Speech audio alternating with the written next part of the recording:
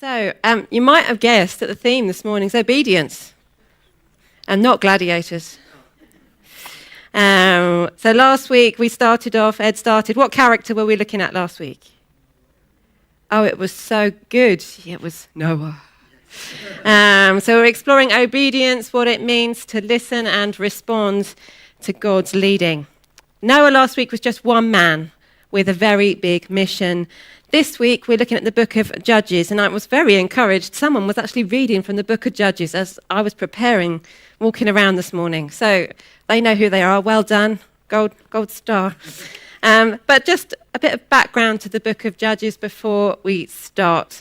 So the book of Judges, in context, the Israelites are under occupation of enemy nations or enemy territories. They also, just under threat of attack almost all the time. In chapter 2, verse 16, it says, "The Lord raised up judges who saved them out of the shade of these raiders." Then moving on to verse 17. So this paints the whole picture for the rest of the book of Judges. Yet, doesn't this sound like humanity today? They would not listen to their judges, but prostituted themselves before other gods and worshipped them. They quickly turned away from the ways of their ancestors who had been obedient, there's that word, to the Lord's commands. Whenever the Lord raised up a judge for them, the judge was with them and saved them out of the hands of their enemies as long as the judge lived.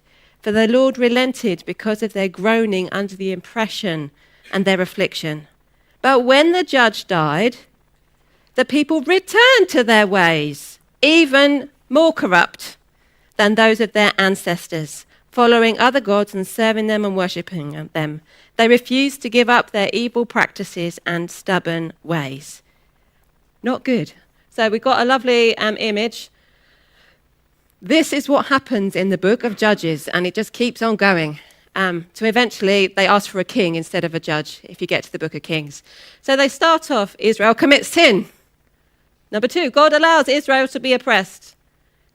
Israel repents and cries out to God. God sends a judge to deliver Israel. Number 5, Israel is faithful for a while. Then the judge lives, and then it starts again. So it's this circle, and almost it's like a concentric circle, so it gets worse, and it worse, like a whirlpool. That is the cycle of judges. And so whenever you read about a judge, that's what's happening. But the story that we're going to read this morning is a little bit different. Someone's phone is talking. How exciting. It's all happening this morning. Carol's phone as well. So the book of Judges is an Old Testament. We're going to be reading the whole of chapter 4. And there's some tricky names, and I'm just going to go for it, so that the pronunciation I say is the right one this morning. Just with confidence. So the whole of chapter 4, starting at verse 1. "And the people of Israel again did what was evil in the sight of the Lord after Ehud died. And the Lord sold them into the hand of Jabin, king of Canaan, who reigned in Hazor. The commander of his army was Sisera." Now, he's a character we're going to come back to, "who lived in a long-named place. Then the people of Israel cried out to the Lord for help. For he had 900 chariots of iron, and he oppressed the people of Israel cruelly for 20 years. Now Deborah, a prophetess, the wife of Lapidoth, was judging Israel at that time. She used to sit under the palm of Deborah between Ramah and Bethel in the hill country of Ephraim, and the people of Israel came up to her for judgment. She sent and summoned Barak, the son of Amminon, from Kedesh Naphtali, and said to him, 'Has not the Lord God of Israel commanded you? Go gather your men at Mount Tabor, taking up 10,000 from the people of Naphtali and the people of Zebulun. And I will draw out Sisera and the general of Jabin's army to meet you by the river of Kiddosh with his chariots and his troops, and I will give him into your hand.' Barak said to her, 'If you will go with me, I will go, but I will not go if you do not go.' And she said, I will surely go with you. Nevertheless, the road on which you are going will not lead to your glory, for the Lord will sell Sisera into the hand of a woman." Then Deborah arose and went with Barak to Kadesh, and Barak called out Zebulun and Naphtali to Kadesh, and 10,000 men went up at their heels, and Deborah went up with him. Now, this is a bit of an aside that doesn't quite make sense right now, but it will do. Now, Heber the Canaanite has separated from the Kenites, the descendants of Hoab, the father-in-law of Moses, and had pitched his tent as far away as the oak of Zananim, which is near Kadesh, back to Sisera. When Sisera was told that Barak, the son of Ananim, had gone up to Mount Tabor, Sisera called out to his chariots, 900 in total of iron. Basically means they're outnumbered. And all of the men were with him from that long-named place to the river of Kiddosh. And Deborah said to Barak, "Up, for this is the day in which the Lord has given Sisera into your hand. Does not the Lord go out before you?" So Barak went down from Mount Tabor with 10,000 men following him. And the Lord routed Sisera and all his chariots and all his army before Barak by the edge of the sword. And Sisera got down from his chariot and fled away on foot. And Barak pursued the chariots and the army. All the way the army of Sisera fell by the edge of the sword. Not a man was left. Now the bit you're all waiting for. But Sisera fled away on foot to the tent of Jael, the wife of Heber the Kenite. For there was a peace between Jabin the king of Hazor and the house of Heber the Kenite. And Jael came out to meet Sisera and said to him, "Turn aside, my lord. Turn aside to me. Do not be afraid." So he turned aside to her into the tent, and she covered him with a rug. And he said to her, "Please give me a little water to drink, for I am thirsty."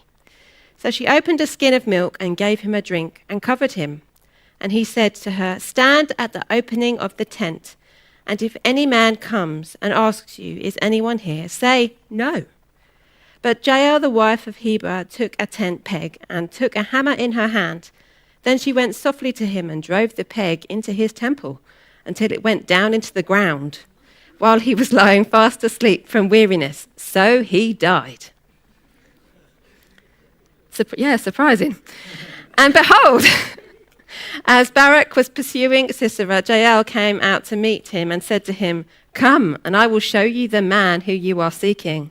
It would probably been quite messy. Anyway, so he went into her tent, and there lay Sisera dead with the tent peg in his temple. So, on that day, God subdued Jabin, the king of Canaan, before the people of Israel, and the hand of the people of Israel pressed harder and harder against Jabin, the king of Canaan, until they destroyed Jabin, king of Canaan. The end. So, obedience, exploring what it means to listen and respond to God's leading. We've got our three kind of main characters. We've got Deborah, Barak, and Jael. But firstly, Deborah, who's kind of the main one. Who was she? Well, we know firstly she was a prophetess. You might not think that's particularly marvelous or amazing, but she's the only female prophet since Miriam. So Miriam was a prophet under Moses and his sister at that point. But hardly anywhere else in the Old Testament do you say prophet, prophetess role before wife of so-and-so. It's normally, well, it's not so-and-so, that's not accurate particularly. Lapidos, she was wife of Lapidos, but that's not first. First, she is a prophetess. Secondly, then, she's wife of Lapidos, which actually means torches, so it could be fiery woman. What's even more exciting is that Deborah's name means bee. So she has a sting, but also she's sweet. But also, interestingly, in terms of being a bee, bees don't sting unless they absolutely have to. They only do it. So I loved that when I was reading. And I checked with Jenny, the Hebrew, to make sure, because she knows these things better than I do. And like, how awesome is that the name Deborah in Hebrew, one of the outworkings of that, could mean bee. So Deborah, she's a prophetess, but also a fiery woman with a sting, but also honey. I think you need to have both of those. It's the sweetness and the sting at the same time. I love that she's multifaceted. The picture on the screen shows an illustration of what it looks like there. It's interesting if you look at verse 5. It said, she used to sit under the palm of Deborah between Ramah and Bethel in the hill country. Now, we might think, well, that's just a little bit of forest, isn't it? Just a bit of an oasis, nice little palm. It's in the hill country, so it's a sacred site. So it's a particular site where Deborah has been sitting for a long time. It's not, she's not suddenly decided, oh yes, I shall now sit under this tree, and not like all the other judges where God raises them up. Do we see her being called in this passage? No. In all the other passage with the judges, like particularly Gideon, who says, I can't do it, woe is me. That's probably not his accent at all. But all the other judges, they're called and they're raised up. Whereas here, we can tell that this is a habit for Deborah, to sit under this palm tree. So not only is she a prophet, and she's a judge, so a judge means people bring her situations and things where they're not sure what the decision is to be made. She also has a priestly role. Trees in the Old Testament were sacred sites. They didn't have buildings like this, but God's creation and things were really sacred to them. So she was on a hill and she was by a tree. So that meant everyone knew where she was, and she would sit probably by this tree because lots of people probably came to her for decisions. So it was that sense of she's a prophet, she's a judge, but also she had a priestly role. And it's such a contrast between the hero deliverers of all the other judges, whereas she has this sort of presiding, steadfast sense. And she's positioning herself in a place of listening. I want to ask questions like, well, how often did she sit by the tree? How long did she pray for? What other things did God say to her? And I wonder, do we position ourselves in a place of listening? I'm not suggesting you go and sit by a tree. You could. I've got one in my garden if you'd like to come and sit by a tree. But where is your thin place? I suspect this was Deborah's thin place of sitting and listening to the Lord. But where do you go to listen? What does God say to you in that place? But the real challenge here is it's not just to listen. I've been doing some prophetic online teaching, and one of the things they say to us, well, it's really good to listen, but how do you respond and act on it? On a Sunday evening, we often say, when we're praying and worshipping, well, what do we feel God is saying? Let us listen. But it's not just to listen, we need to act and respond. And this is what happens next. So the word of the Lord had already come to Deborah. So at some point in the past, the word of the Lord had already come. And so she then sends for Barak. Verse 6 to 7. She sent and summoned Barak and said to him, has not the Lord, the God of Israel, commanded you? Go, gather your men, 10,000 of them. Go. And the last bit in verse 7, I will give him into your hand. Now, I wonder, why does Barak listen to Deborah? I think she is well regarded and well known as someone that God speaks through. I think she has God-given authority. I even wonder if she's given a word or message to Barak in the past that he knows if God speaks through Deborah, it happens. I'm going to trust her. I'm going to be obedient to listening to her because of that relationship, because of that experience. But his response is fantastic, isn't it? I could imagine myself saying like that, like a friend. And he says, if you will go with me, that's like a child, isn't it? Like into the big dark woods. If you will go with me, I will go. But if you will not go with me, I will not go. And she's so gracious and then says, surely I will go with you. And then we get this little hint, but what will happen is Sisera will fall by the hand of a woman. And are we thinking, well, is this Deborah's hand? Is she the woman? No. But it's Deborah who lights that fire under Barak. It's Deborah and Barak who won't go or will not go, into battle without Deborah, because she's God's agent of change and transformation. I wonder if you were coming this morning, some of you might have known, we were looking at Deborah, or even in your mind. What do you think about Deborah when you read about this character? I know many of the women have come up to me and say, "Oh, yeah, Emma, you're preaching on Deborah. Fantastic." I wonder what some of you chaps thought. I wonder, do we have the lens of a matriarch, perhaps bossy and overbearing? Or why was she bossing him about and telling him what to do? And it led me to think how often I've challenged as being a mother of two fabulous daughters. One's behind in the corner that I can't see right now. Often they say, "Are you bossy?" Or why didn't I say, "Are you being a leader?" Would I call a chap bossy in the same way? I don't know. And I wonder if we see Deborah as a bit bossy or not. Do we see her sitting at, oh, look, Ewan, fantastic. So we've got a boss at the top there, telling people what to do. And then we've got a leader at the front with everyone following behind. So if you're a boss, you're to be a master. You rule over things. You manage, you direct, you control. Here I've written sometimes particularly in an arrogant manner if you're being bossy. But to leader is to go before. It's to point the way. It's to escort. It's to have control by holding and guiding, not by force. And I just love that, the contrast between that. And I don't think Deborah's bossy. I think she's a God-given leader. And I would encourage us all to try and not use that word for our girls growing up. You're bossy.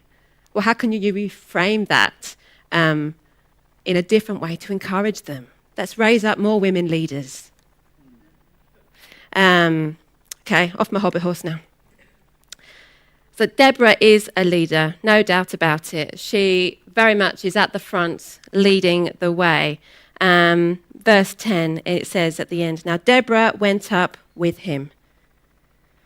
Verse 14, I wonder, if it's like me in the morning, or Ed actually gets us up, not me. He's very good with an alarm. Has she got a bell saying to the Barak and all the men in verse 14? And Deborah said, "Up, for this is the day." In my mind, I'm thinking he's asleep, and she shouts in his ear, "Up, this is the day." He needs that encouragement from her once again, that God is with them. This is the day. Has not the Lord gone ahead of you? And that's for each of us, isn't it? Has not God gone before you? I don't know what you're facing at the moment, what trial or what challenge, or if that picture I shared at the beginning really resonated with you. Whatever you're facing, God has gone before you. He's also at your rear guard as well. So therefore, you can't go anywhere he's not, just to encourage you. Deborah lights the touch paper. And it is real, the power of obedience. Did you think being obedient is powerful? Karen thinks it is at the front. Being obedient is powerful. It's power to work beyond cultural boundaries. Now, both Deborah and Barak in this instance were different cultural boundaries to what was expected of them in this place. Deborah could have said, "But I'm only a woman, wife of Lapidoth. I can't speak. I can't tell Barak what to do. God can't speak through me. It must be my husband." She could have said that. Barak could have said, "Well, I'm not listening to her. How do I know she's listening from God?" But they don't. They both say yes, because it's God leading and God guiding them. And I wonder, do we sometimes need to say yes when we might naturally want to say no to God? I'm sure they might have naturally wanted to say no. We don't read the subtext of them doubting and them questioning. Oh, we do for Barak, actually, because he says, "If you'll go with me." So the listening is important, but also the action is important. So if you're obedient, you listen and you respond. Yeah, tick, tick. Now, JL, the bit you're all waiting for. How is Emma going to tackle this? Because it's the bit everybody remembers. For teenagers, they love it because it's a bit of gore in the Bible. Yes, they hammered a tent peg through, and yes, I wanted to see the brains and the blood. And I was trying to find a picture for her, and I liked this one because you didn't see the tent peg with the head on the... There's some not nice images on Google if you wanted to look about this tent peg of what it could look like. But I bet you're all really excited. It's a bit of fun, isn't it? A bit like a 15 or more rated movie. That'd be quite, wouldn't it? Explicit. So let's frame the context a bit. So verse 11. Oh, no. Yeah, verse 11. So that odd verse that we didn't quite know what it was about. So Heber was a Canaanite. And so he used to be an Israelite. And he's decided, perhaps he's just fed up with being oppressed a lot, but he's decided to pitch his tent outside of the area of the protection of the Israelites. It's almost like he's got a foot in both camps. He's thinking, well, I'll go a bit with the Canaanites and I'll go a bit with the Israelites and hedge my bets, basically. And so it's his tent that Sisera, so he's a Canaanite, flees to. But what is really interesting is that Heber, the chap, the man, isn't there. In fact, he meets his wife. But who is her allegiance to? So in the culture of the day, her allegiance would be whatever her husband says. That she would, or they've moved out of that area, so we're to go to all the Canaanites and worship their gods and prostrate ourselves. I wonder what Sisera thinks. Does he think it's a safe place? Does he think it's a place of refuge? Now over to you. What are your thoughts, reactions, responses to this whole tent peg thing? To JL killing this guy. What do you think? This is me. Feedback. I'm asking for your input. What words come to mind? Brave. Brutal. Wouldn't have been easy. No, Anne, it wouldn't have been easy. Any words? Pardon? Horrific. Courageous. Risky.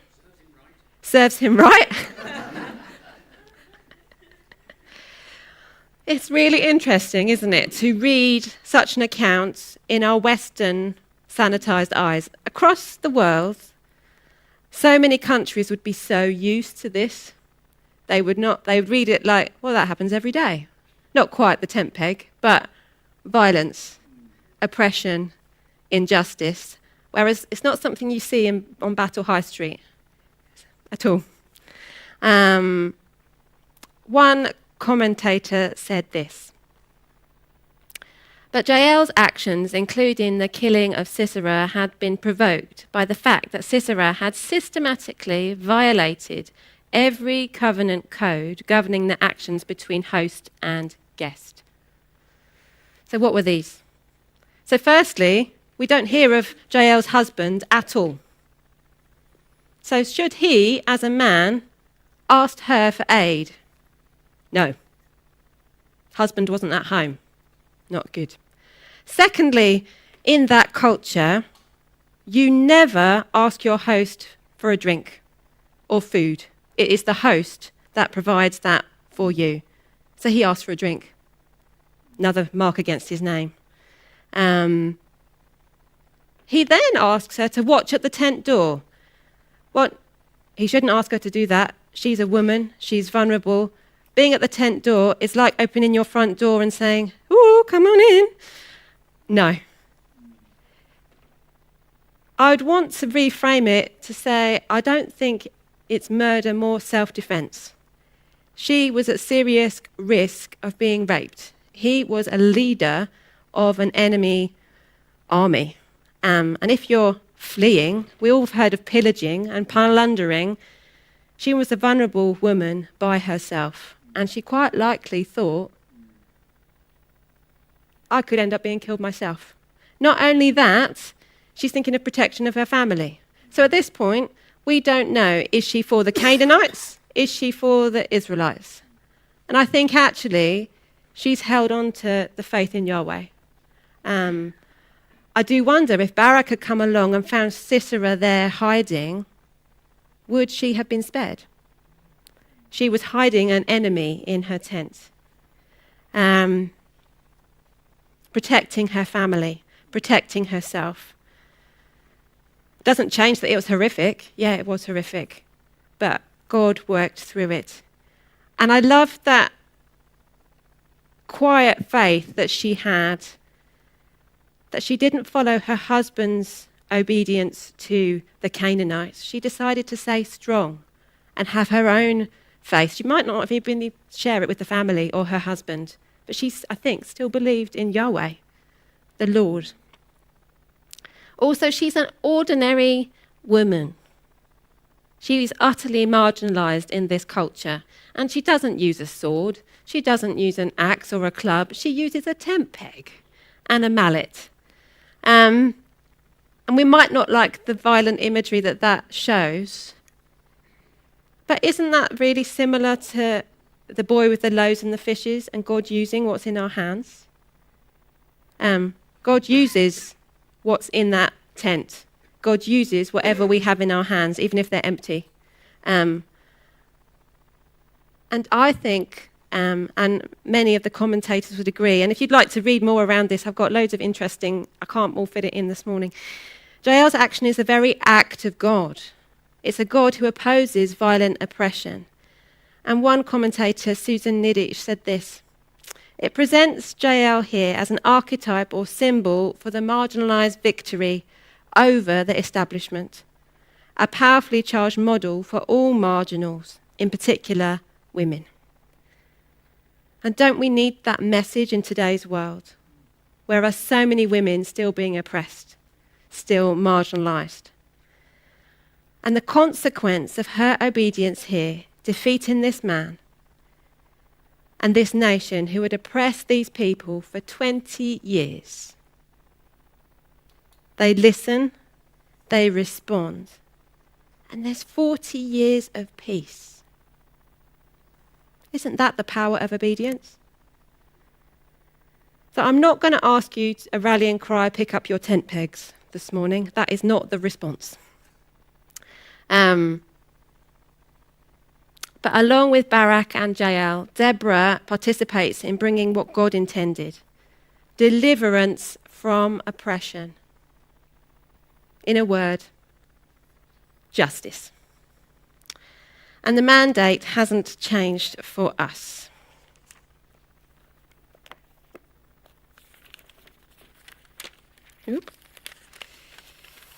Isaiah 61. The Spirit of the Lord God is upon me, because the Lord has anointed me to bring good news to the poor, to bind up the brokenhearted, proclaim liberty for the captives, and opening of prison to those who are bound, to proclaim the year of the Lord's favour and the day of vengeance of our God. Jesus too had that same mandate at the beginning of his ministry in Luke chapter 4. That sense of to proclaim freedom for the captives, to release from darkness for the prisoners. Isn't that our mandate too? It's really hard, but so important.